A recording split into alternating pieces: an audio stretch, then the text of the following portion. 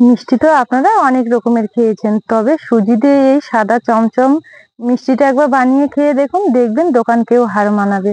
খেতে ভীষণ ভালো হয়, যেমন দেখতে সুন্দর তেমন কিন্তু নরম তুলতুলে। আর কতটা সুন্দর হয়েছে দেখতে দেখুন, আর কতটা নরম। এই মিষ্টিগুলো একবার মুখে দিলেই কিন্তু মিলিয়ে যাওয়ার মতো। প্রত্যেকটা মিষ্টি একদম নরম তুলতুলে, আর কতটা সুন্দর হয়েছে। তো আমি একটা মিষ্টি আপনাদের কেটেও দেখাবো। দেখুন মিষ্টিগুলো কতটা নরম আর কতটা রসালো হয়েছে। দেখুন কতটা নরম তুলতুলে মিষ্টিগুলো। এই মিষ্টিগুলো একবার খেলে বারবার খেতে মন চাইবে, আর ভেতরটা কতটা ফাঁপা দেখুন। যাকেই দেবেন সে খেয়ে কিন্তু মুখ ফেরাতে পারবে না, এতটাই ভালো লাগে এই মিষ্টিগুলো। নমস্কার বন্ধুরা, নতুন একটা পর্ব দেখার জন্য আপনাদের সকলকে অনেক অনেক স্বাগত জানাই কাজলি ভিলেজ ফুড রান্নাঘরে। প্রতিদিনের মতো আজকে আবারও নতুন একটা মিষ্টি রেসিপি নিয়ে চলে এসেছি। আজকে খুবই সহজভাবে তৈরি করে দেখাবো সুজি দিয়ে সাদা চমচম মিষ্টি। আর এই মিষ্টিটা তৈরি করা যেমন সহজ, খেতেও কিন্তু ভীষণ ভালো লাগে। খুব কম খরচে একদম দোকানের মতো নরম তুলতুলে মিষ্টি আপনারা বাড়িতে তৈরি করে নিতে পারবেন। তো চলুন দেখে নেওয়া যাক আজকের সাদা চমচম মিষ্টি। এবার উনুন জেলে কড়াই বসিয়ে দিয়েছি। কড়াইয়ে নিয়ে নেব এই বাটি মেপে 1 বাটি সুজি, আর নিয়ে নেব 1 চামচ ঘি। এবার হালকা আছে নেড়ে চেড়ে ঘিয়ের সঙ্গে সুজিটা একটু ভেজে নেব। তো দেখুন এখানে হালকা আছে সুজিগুলো একটু নেড়ে চেড়ে ভেজে নিয়েছি। আর সুজিতে কিন্তু কোনো রকমের কালার আসতে দেব না, একটু সাদা সাদা করে ভেজে নেব। যেহেতু এখানে সাদা চমচম মিষ্টি তৈরি করব, সেই কারণে কিন্তু সুজির মধ্যে কোনো রকমের কালার আসবে না। তো এখানে আমি ভেজে নিয়েছি একটু হালকা করে। এবার যে বাটি মেপে আমি সুজি নিয়েছিলাম, ঠিক সেই বাটি মেপেই নিয়ে নেব 2 বাটি দুধ।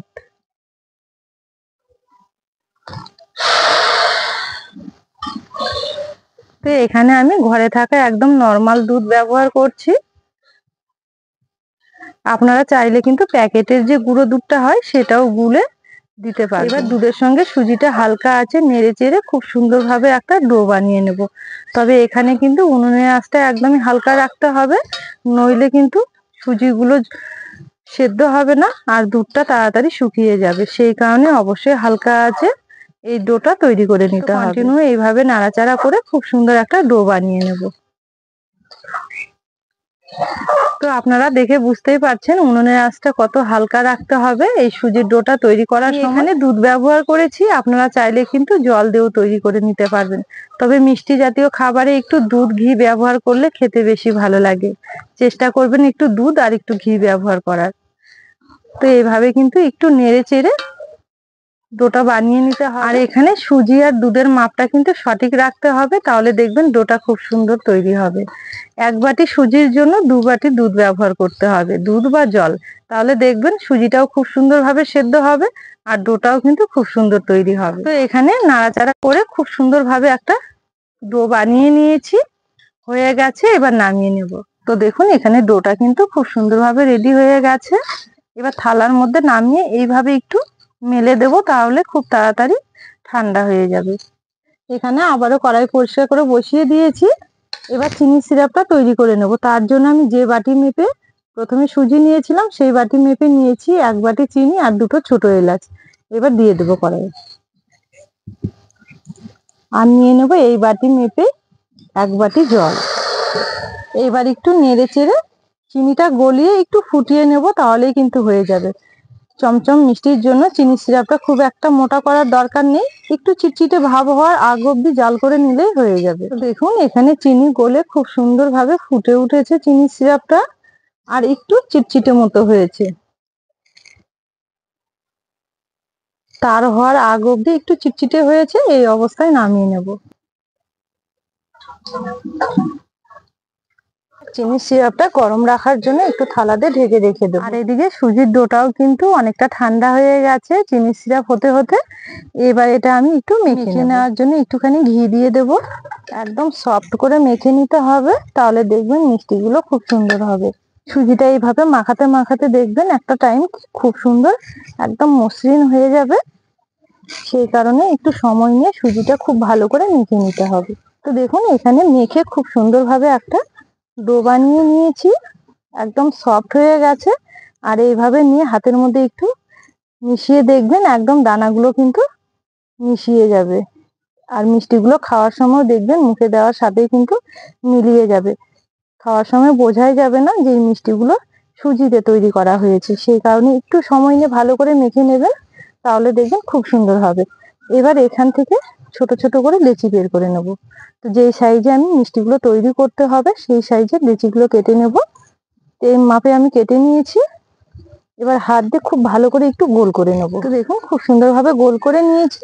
তো চমচম মিষ্টি তৈরি করব, তার জন্য একটু লম্বা মতো করে নেব। তো দেখুন এখানে একটা খুব সুন্দরভাবে চমচম মিষ্টি বানিয়ে নিয়েছি। এইভাবে বাকি মিষ্টিগুলো তৈরি করে নেব। প্রথমের দিকে এইভাবে একটু গোল করে নিলে মিষ্টিগুলো তৈরি করতে অনেকটা সুবিধা হবে। তারপরে এইভাবে একটু লম্বা মতো করে নিতে হবে।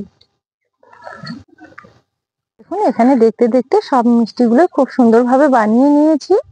আর দেখতে কতটা সুন্দর হয়েছে দেখুন।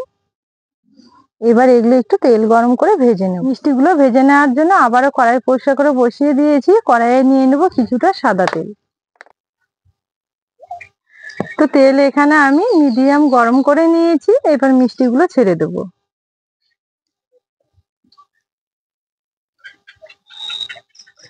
কড়াইয়ে একটু তেল বেশি করে দিয়েছি, সেই কারণে সবগুলোই একসঙ্গে ভেজে নেব।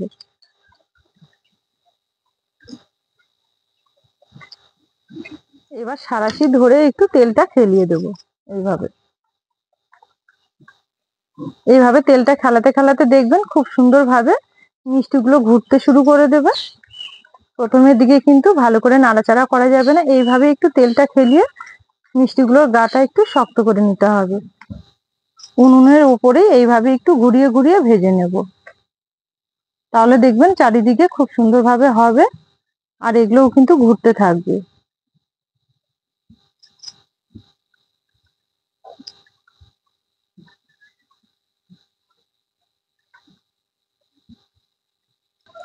তো এখানে মিষ্টিগুলো কিন্তু আমি 3 থেকে 4 মিনিট একটু ভালো করে ভেজে নিয়েছি।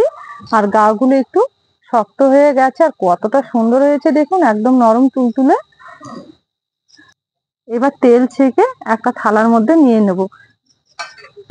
তো এগুলো সুজির মিষ্টি, সেই কারণে কিন্তু গরম গরম চিনি সিরাপের মধ্যে দেওয়া যাবে না, একটু ঠান্ডা করে তারপরে দেবো। তো দেখুন এখানে মিষ্টিগুলো কিন্তু আমি খুব সুন্দরভাবে একটু ঠান্ডা করে নিয়েছি। গাগুলো একটু শক্ত হয়ে গেছে। এবার এগুলো আমি সরাসরি চিনি সিরাপের মধ্যে দিয়ে দেব। এবার চিনি সিরাপের সঙ্গে একটু ভালো করে নেড়ে চেড়ে ওলট পালট করে নেব। তাহলে চিনি সিরাপটা কিন্তু খুব সুন্দরভাবে ঢুকে যাবে। এখানে চিনি সিরাপের সঙ্গে খুব ভালো করে একটু মিশিয়ে নিয়েছি। এবার থালাতে ঢেকে আবারও আমি 30 মিনিটের জন্য রেখে দেবো। তো এখানে ফিরে এলাম প্রায় 30 মিনিট পর। এবার ঢাকা তুলে দেখে নেব মিষ্টিগুলো কেমন হয়েছে। এই যে দেখুন চিনির রসটা কিন্তু অনেকটা সোক করে নিয়েছে। আর কতটা সুন্দর হয়েছে দেখতে দেখুন মিষ্টিগুলো, একদম নরম তুলতুলে। প্রত্যেকটা মিষ্টি কিন্তু খুব সুন্দর হয়েছে। এবার আমি এখান থেকে একটা করে মিষ্টি তুলে এখানে একটু নারকলের গুঁড়ো নিয়েছি। এইভাবে একটু নারকলের গুঁড়োর মধ্যে কোট করে নেব, তাহলে দেখবেন আরো সুন্দর লাগবে দেখতে। তো আপনারা চাইলে কিন্তু গুঁড়ো দুধের মধ্যে এইভাবে কোট করে নিতে পারবেন। এইভাবে নারকলের মধ্যে মিষ্টিগুলো কোট করে একটা থালার মধ্যে সাজিয়ে নেবে।